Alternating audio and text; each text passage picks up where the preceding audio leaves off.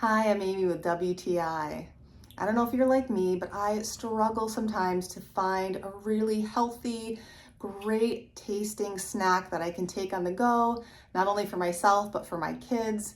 And I have found it with this Think Keto protein bar.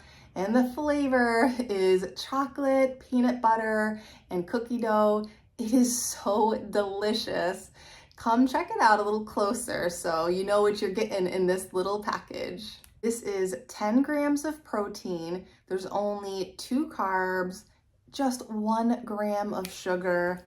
It just makes me feel better knowing when I'm giving my child a snack that they're actually getting something good out of it.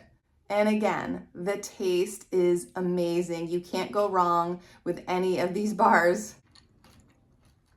The chocolate is creamy, but the inside, it's very smooth, but you've got this little crunch to it.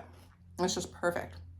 I really appreciate that there's no artificial sweeteners and only 180 calories. If you like chocolate and peanut butter and cookie dough, you don't need to think any further.